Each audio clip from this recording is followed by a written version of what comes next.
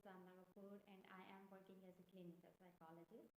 Today we are talking about something very interesting and important topic which is about overthinking.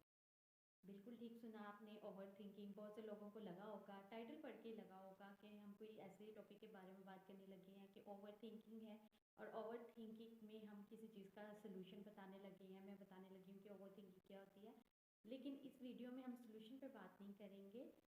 लेकिन हम उसके कुछ ऐसे एस्पेक्ट्स पे बात करेंगे जो आपको वीडियो पूरी देखने के बाद कुछ ऐसे इंपॉर्टेंट फैक्ट्स पता चलेंगे कि क्या ओवर थिंकिंग वाकई एक मेंटल डिजीज़ है, जितना कि हम सोच लेते हैं कि ओवर थिंकिंग बहुत बुरी है या अच्छी है। किस तरह हम लोग इसको डिफ्रेंशिएट कर लेते हैं।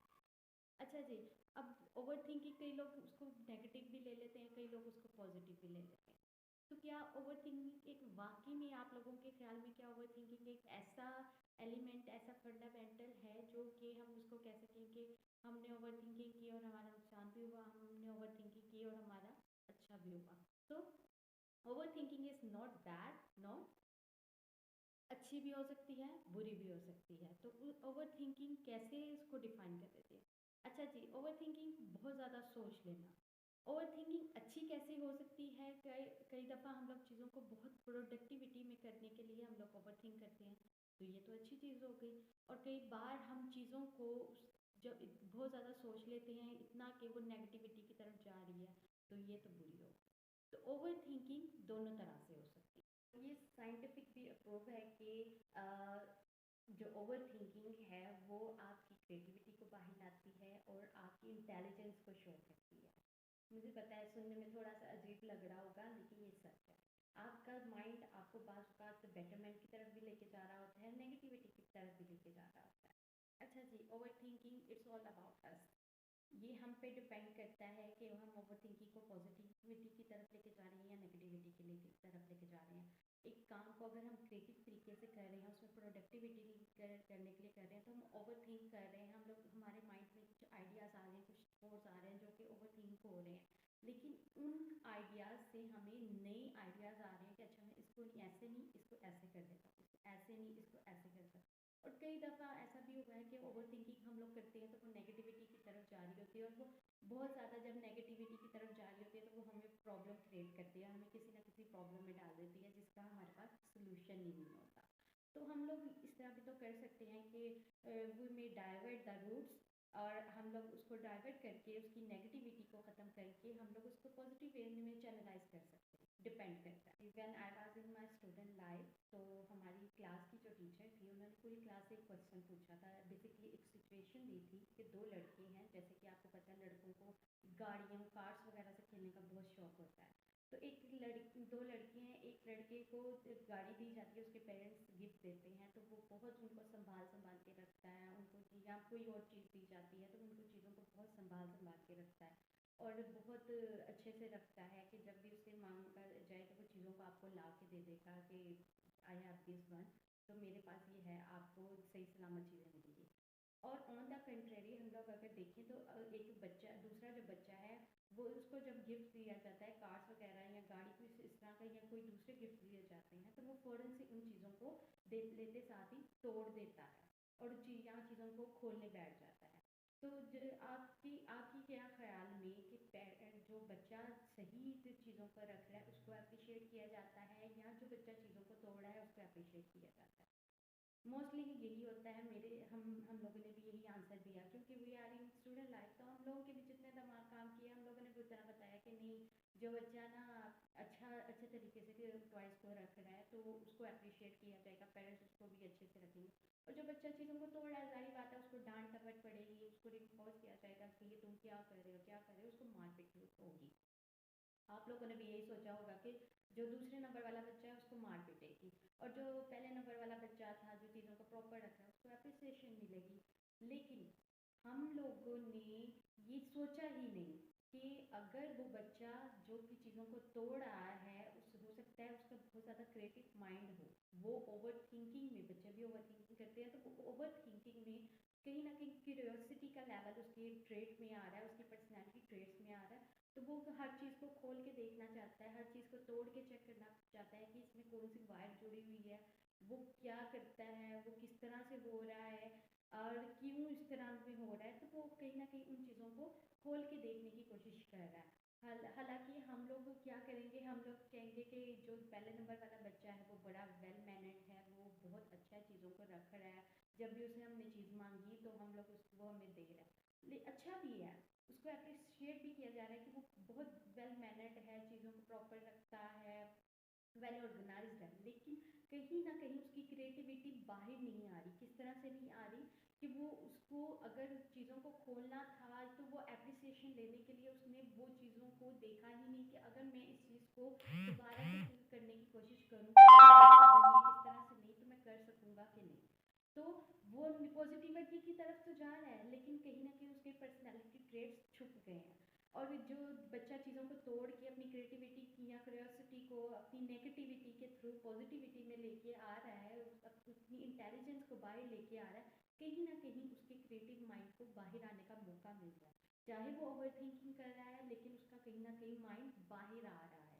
तो इसी तरह से this is all about our thoughts. हमारे थॉट्स डिपेंड करते हैं कि हम लोग किन चीज़ों को पॉजिटिव की तरफ लेके जा रहे हैं और किन चीज़ों को नेगेटिविटी की तरफ। क्योंकि हमारे माइंड के साथ हम लोग कुछ भी कंट्रोल कर सकते हैं। We can control our mind. हमारा माइंड के हाथ में होता है, वो ओवर थिंक करता है, उसमें थॉट्स आते हैं, फिर और थॉट्स में पॉजिटिविटी भी आती है, नेगेटिविटी भी आती है, वो दूर तक जा रहा है। लेकिन कहाँ किस तरह से कंट्रोल करना है, this is all about us and this is all about on us. हम लोगों ने किस तरह से उसको कंट्रोल करना है, ये हम पे डिपेंड करता है।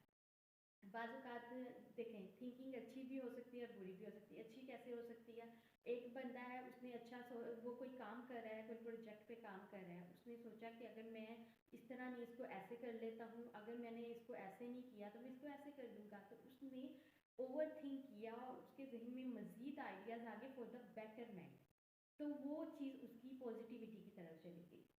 ओवर थिंक किया उसने, लेकिन उसकी वही चीज़ उसकी बेटरमेंट की तरफ चली गई। ऑन द अदर साइड अगर दूसरे शख्स ने ओवर थिंक किया और उसकी ओवर थिंकिंग नेगेटिविटी की तरफ चली गई, जो उसको प्रॉब्लम्स क्रिएट कर रहा है और वो उसके कंट्रोल में नहीं आ रही ओवर थिंकिंग, तो उसके साथ वो प्रॉब्लम जो जहाँ पे हो रही है, वो उसकी रूट्स उसके तंग कर रही हैं उसको, तो वो उसके लिए मसला बन गया। तो ओवर थिंकिंग अच्छी भी हो सकती है आपकी, बुरी भी हो सकती है। डिपेंड्स ऑन यू कि आप उसको बेटरमेंट की तरफ लेके जा रहे हैं या उसको नेगेटिविटी की तरफ लेके जा रहे हैं, प्रॉब्लमेटिक चीज़ की तरफ लेके जा रहे हैं। हमारा माइंड, जैसे कि मैंने पहले भी बताया, हमारा माइंड चीज़ों को कंट्रोल कर लेता है कि लोग सोचते हैं। हमें बस ये देखना है कि हमारा माइंड ओवर थिंकिंग करते करते कहाँ पे जा रहा है। क्या वो ओवर थिंकिंग करते करते, ओवर थिंकिंग मैंने जैसे कि बताया बुरी चीज़ नहीं है, तो जब हम सोचने लगते हैं तो हम ओवर थिंकिंग को पॉजिटिविटी की तरफ लेके जाए, हम उसको चैनलाइज ही अपने इस वे में करें कि वो पॉजिटिविटी की तरफ जाए, ना कि वो नेगेटिविटी की तरफ जाए। जब हम सोच रहे हैं, हमें लगा कि अच्छा इसका सोल्यूशन हमें मिल गया है इस चीज़ का, क्योंकि ओवर थिंकिंग हमें कई चीज़ों से बचा भी लेती है। इंसान के दिमाग में जब सॉल्यूशंस पैदा होना शुरू होते हैं तो इंसान सोचता है कि अगर मेरा ये चीज़ काम ना आई तो मैं इसको इस तरह से कर लूँगा। तो जब वो चीज़ काम नहीं आती तो उसने ऑलरेडी कोई ना कोई प्री प्लान बनाया होता है, जो कि उसकी ओवर थिंकिंग उसको बता रही होती है कि तुमने इसको प्लान को अगर इस तरह ना हुआ तो इस तरह ज़रूर कर लेना, तुम्हारे पास ये आइडिया मौजूद है for your growth, for your productivity, for your betterment. तो वो और इन्हांसमेंट के लिए वो ऑलरेडी बता रहा होता है कि अगर इस तरह नहीं तो तुम इस तरह कर लेना, अच्छी चीज़ के लिए, पॉजिटिविटी के लिए बता रहा है। लेकिन हमें पता, हमारे दिमाग में क्या है, वो सिर्फ सोच सकता है, उसको कहाँ पे जाके कंट्रोल करना है वो हम पे डिपेंड करता है। आप अपने दिमाग को वहीं तक रहने दें जहाँ तक वो आपकी बेटरमेंट के लिए जा रहा है। आप अपनी ओवर थिंकिंग को वहीं तक रखें, क्योंकि हमारा दिमाग जहाँ पे कंट्रोल हो सकता है वो हम पे डिपेंड करता है। हम उसको रेगुलेट भी कर सकते हैं, कहाँ पे हमने उसको स्टॉप करना है वो हम पे डिपेंड करता है। जैसे ही वो नेगेटिविटी की तरफ जा रहा है आप उसको स्टॉप करें। Try some try to take some techniques, आप उनको अपनी डेली लाइफ में अपनाएं और यूज टू बनाएं। ये नहीं कि आप फिर जी आपसे अगर, हाँ, अगर आपसे ओवर थिंकिंग कंट्रोल नहीं हो रही, बेटरमेंट से आपकी पॉजिटिविटी से आगे चली गई है और नेगेटिविटी की तरफ जा रही है, आपसे कंट्रोल नहीं हो सकती, तो पहले तो आप ट्राई किया करें कि आप खुद उसके सोल्यूशन निकालें।